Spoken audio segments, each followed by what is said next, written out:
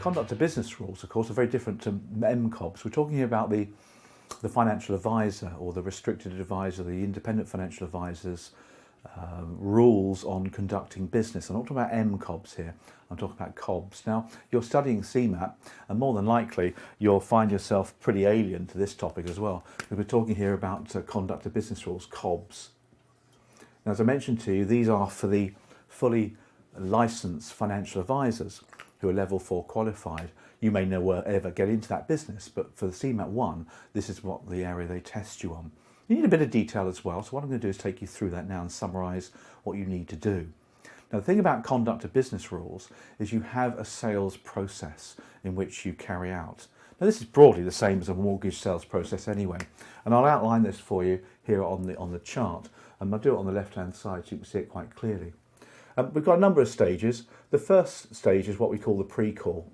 Now, this is where the financial advisor makes a telephone call to the client, fixes up the appointments, maybe has a bit of a discussion as well along the way. The next thing they're going to do is have an initial meeting. There are initial meeting. This is usually face-to-face, but nowadays many advisors do this on video or on telephone as well. It's perfectly acceptable to do that. But it's the initial meeting itself. At some point, you're going to carry out a fact find in exactly the same way as a mortgage advisor would do. Then at some point, you're going to go away and analyse the information in order to work out the best advice, the suitable advice for the customer. Then you're going to give some advice, obviously. Be a bit wrong if you didn't. And then you've got all the completion and post-completion matters that are going on. So broadly speaking, that's the sales process, same for a mortgage really. But for financial advice, it's a bit more complicated because you've got a lot more aspects going on for financial advice as well. So what I'll do now is just summarise for you the conduct of business rules and what you have to do in this sales process. And for any of you that are going to be supervised, if you're working for a company, you will have somebody at some point next to you with a little checklist just ticking off the things as you do them. And they call them mandatory items. These are the things you have to do. Many of these supervisors will be looking for you to demonstrate good stuff, you know, like your desirables, as they call them, so good rapport building, good questioning, those sort of things. But these are the requirements you have to do under the conduct of business rules. Now, the first one to be aware of, I'll get a different coloured pen for this one. Oh, bang goes the red pen. We'll leave that one where it is. The first one to think about then, up here on the pre-call, is the cold calling. So I'm going to just put that in there as cold calling. Now, cold calling is actually banned for mortgage advice. We know that. We can't cold call customers. You can theoretically still cold call for investment advice, but it's such an old-fashioned thing now. It's a relic of the 90s. Just leave it alone. Don't get involved in cold calling. But if you did, you have this cold calling code of conduct, which involves things you have to do. So, for example, you can't call people between 9 o'clock and 9 p.m. You know, phoning after 9 p.m. is a bit rotten. In fact, phoning after 6 p.m. is a bit rotten too. You have to tell the customer who you are, what your status is, who you represent. You must give the customer a chance to terminate the call, give them a number to cancel any meeting that's been made as a result of the call. Back in the day, you see, when Financial Conduct Authority and Financial Services was created in the 80s, early 90s, there was a lot of cold calling. It was the only way of approaching customers. So they had this cold calling code of conduct, which people adhered to. Now, the next thing you're going to do then is you're going to rock up and meet the customer on an initial meeting. Now, when you meet the customer initially, the first thing you need to be doing is to outline your service and what you're about.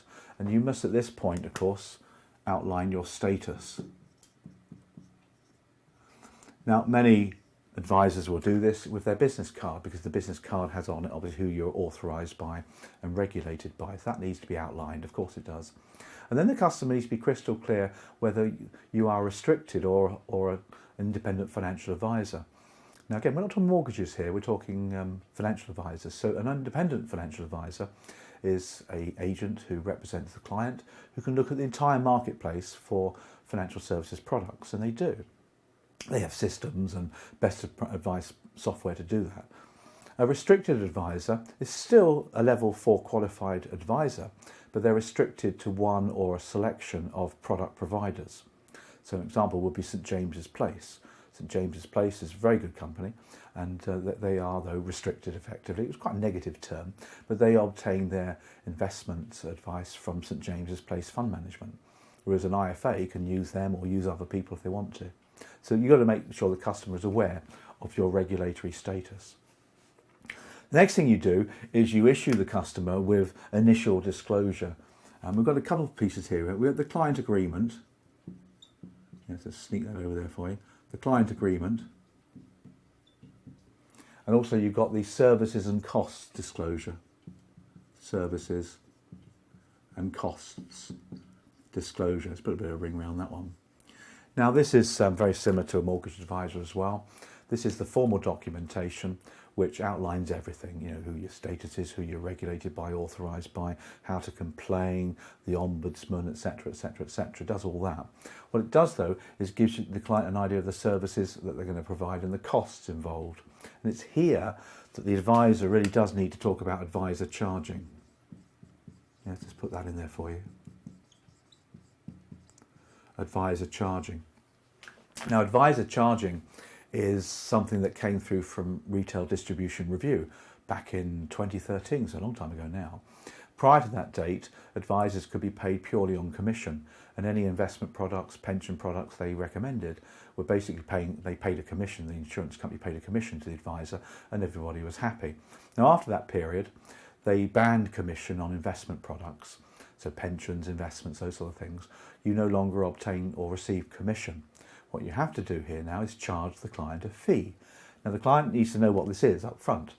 Advisors or IFAs tend to work in two different ways really. Some will charge a flat fee per hour of work done, which is a traditional model that solicitors and accountants tend to use, don't they? So they'll charge £125 an hour or whatever it is. And the services and cost disclosure will tell the client what that is. And naturally they have to be happy to pay that. Now, some IFAs and restricted advisors work on what's called fund charging or advisor charging. What happens here, broadly, is when the money that's invested in the pension or the investments gets put into the investment, the advisor takes a percentage out of the fund to pay their costs, if you like. So if it's an upfront investment, they're given advice, they might charge half or 1% or something like that of the fund, and that's money taken out of the fund effectively, and that pays for the advisor's charges. It's called advisor charging, fund charging. It's easy to do. And then every 6 months to a year, if there's ongoing advice being given as well, the financial advisor will take another 0.5% or 0.25% or whatever it is out of the fund towards paying for the ongoing advice. That's how my IFA works, and I'm totally okay with that. I don't pay him money as a fee. He gets his return, if you like, by taking a small cut out of the investment fund. Now, don't get wrong, other products like protection advice, income protection, those sort of things still pay commission. We're talking here about pensions and investments predominantly as well. So that's the charging, that's disclosure. Really important stuff, that one, of course it is. Then we get into our fact finding. Now, obviously, therefore, you need to complete a fact find, obviously. A fact find itself is a document, either online or paper, whereby you ask questions of the customer to elicit their information. The sort of thing you're looking for here is customers' objectives, customers' personal information, employment, addresses, those sort of things. Their financial position, of course, assets, liabilities are going to be extracted, what kind of pensions they have, what investments they have, etc. Income and expenditure, of course, what's coming into their home, what's going out. But the big one here that you often are asked about is the risk. What the advisor has to do here is ascertain the customer's attitude to risk. Mortgages do it as well, but when you're investing money, it's a much more important than just a repayment mortgage versus interest-only mortgage. We're talking here about people's risk attitude when it comes to investing money. So a lot of time is spent on that, and there's some really good computer models that do that really well. Not only do you have the attitude to risk, you also have the capacity of loss, or the capacity to lose. This is very different. Not only is this risk attitude, this is how much is the customer willing to lose on their investment. Difficult question to ask. Risk is great. Oh, I'm a high risk dude, me. And are you willing to lose your money? Is just a different question. So that's the fact finding itself. Then they'll go away and analyse. At this point, therefore, they have to provide what we call suitable advice. In other words, the advice given is the most suitable advice possible, and that's fine. And then they work all that out behind the scenes. Power planners might get involved there as well. And then they're going to have another meeting at some point where they present the advice. Now, when they present the advice here, you must have what's called a key features document, KFD. Now, in mortgage world, it's called a KFI or ESIS. There's no big difference. The key features document. Now, this is a formalised document now that summarises the product that's been recommended, the nature of the product, the terms of the product, the risks of the product, the financial aspects of the product, so the amount invested, the potential returns. It talks about where to complain, all the usual things. And this KFD is given when the advice is presented.